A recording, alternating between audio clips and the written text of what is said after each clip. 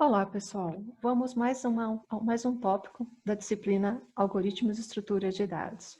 Algoritmos de máximo.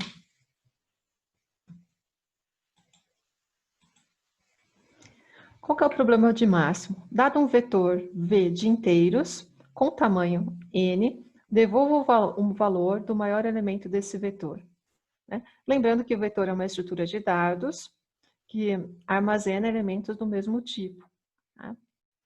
A ideia de uma abordagem recursiva para resolver esse problema de máximo é a seguinte: tome um elemento arbitrário, que significa qualquer, do vetor, encontre recursivamente o máximo do subproblema que contém os demais elementos, compare o elemento tomado com o máximo do subproblema e devolva o maior neles.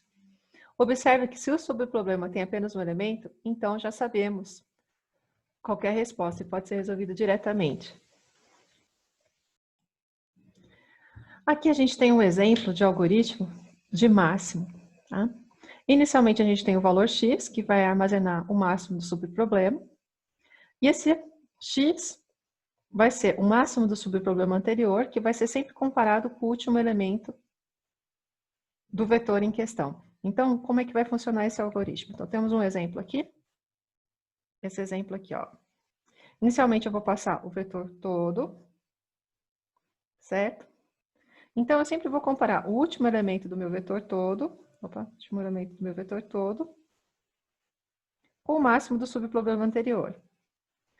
Por sua vez, como é que eu resolvo o problema anterior? Eu sempre comparo o último elemento do meu vetor com o máximo do subproblema anterior.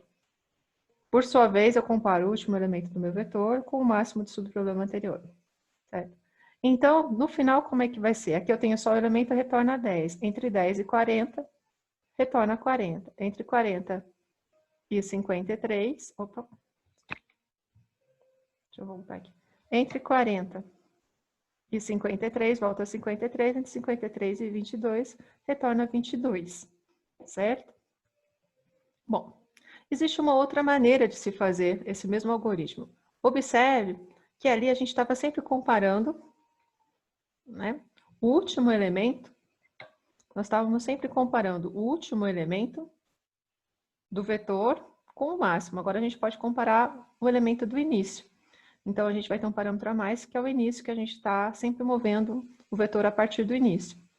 Então, o nosso início vai ser sempre incrementado até chegar a n-1, certo? E aqui embaixo, ó, pessoal, vamos ver se eu consigo colocar aqui, ó. E aqui embaixo a gente vai ter uma chamada para essa função recursiva, passando v, o início como 0 e n, tá? Então, o que eu verifico? Se o início é igual a n-1, ou seja, cheguei no fim, então eu já estou lá na última posição do meu vetor. Eu vou retornar, só tem um elemento para verificar, eu retorno esse elemento. Se não, eu verifico o restante do vetor e vejo se a minha posição corrente, que é o v de início, é maior do que o retornado no restante do vetor. Se for, eu retorno x, eu retorno o restante. Se for, eu retorno meu v de início, se não, eu retorno o restante do vetor. Então, olha só como que vai ser feito aqui. Então, vamos aqui. Então, inicialmente eu passo o vetor inteiro, o início está aqui, tá? O início vai ser 0, então esse aqui é o início. Tá? Então, eu verifico se o restante do meu vetor é maior do que o v de início. Se for, eu vou retornar o restante, senão eu retorno o v de início. Agora, para fazer, vou fazer a mesma chamada aqui, ó. Verifico se o restante, agora aqui é o meu novo v de início, do vetor é maior do que o meu v de início. Se for, eu retorno o restante do vetor, senão eu retorno o v de início. Aqui vai ser o novo v de início e vai finalizar por aqui. Então, no retorno, eu vejo então, comparo 23 com 53, retorno 53. Comparo 53 com 40, continuo retornando 53. Comparo 53 com 10 e continuo retornando 53, certo? Bom, então qual que é a ordem de operações desses algoritmos recursivos? Os dois têm a mesma funcionam do mesmo jeito, só que um está indo para frente, né? Então, ele está incrementando o início, que foi o último que eu falei, e o outro está indo para trás. Ele está decrementando o fim do vetor, né? Está subdividindo o problema, reduzindo sempre em 1 o tamanho do vetor a partir do final, e o outro está sempre reduzindo em 1 a partir do começo. Então, é da ordem de n, pois cada chamada da função realiza um número constante de operações e desencadeia no máximo uma chamada recursiva na qual o tamanho do subvetor é reduzido em uma unidade. Então, eu estou sempre reduzindo em uma unidade, eu vou chamar n vezes. Tá? Qual que é a eficiência do espaço? Espaço é uma quantidade de memória auxiliar. Cada chamada recursiva armazena um valor na pilha de execução. Então, isso aqui é chamado de ordem de n. E só vai ter um desempilhamento dessa pilha quando eu atingir a última chamada, né? O caso base. Então, é da ordem de n. Ok? Bom, e o algoritmo interativo? É possível se fazer um algoritmo interativo? Sim. Ele é o mais direto, né? A gente percorre o vetor da esquerda para a direita, mantendo numa variável auxiliar o maior valor do subvetor já percorrido.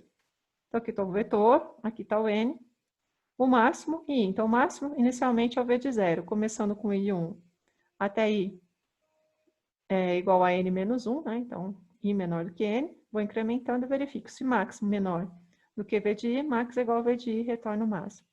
Então, eu vou começar com o max. Vou colocar aqui na minha lousinha aqui, que eu estou tentando adaptar para vocês. Opa, tá aqui a lousa. Max é igual a 10 inicialmente, porque meu i está como 0. Então, meu i começa com 0, depois o i vai para 1. Quando o i chega para 1, o max aqui vai para 40, porque eu troco. Quando o i vai para 2, o max passa a ser 53. Quando o i vai para 3, ele continua em 53, porque o max não satisfaz essa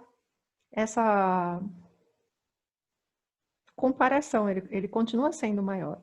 Então, o retorno vai ser o 53 aqui, ok? Bom, vamos falar agora como que a gente sabe da corretude, né? Qual é a invariante principal desse algoritmo iterativo? No início de cada iteração, temos que o max armazena o maior valor do subvetor que já foi sendo analisado. Qual subvetor é esse? Olha aqui, ó. De 0 a i menos 1. No final do laço, a gente tem quando i igual a 1.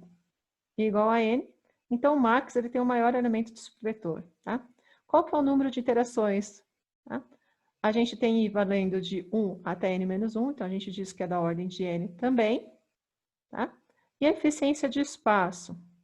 A eficiência de espaço, nós temos aqui o seguinte. É a ordem de 1. Por quê? Porque eu não estou usando nenhuma variável auxiliar.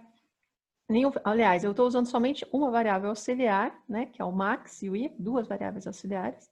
Não estou criando vetores auxiliares, tá? Não estou gerando... Não depende de n, tá? É somente duas variáveis, não depende de n. Então, isso me faz com que ele seja proporcional a 1, da ordem de 1. É uma constante, não depende de n, certo? Bom, agora eu já falei do problema de max, vamos para o próximo. Bons estudos e até mais.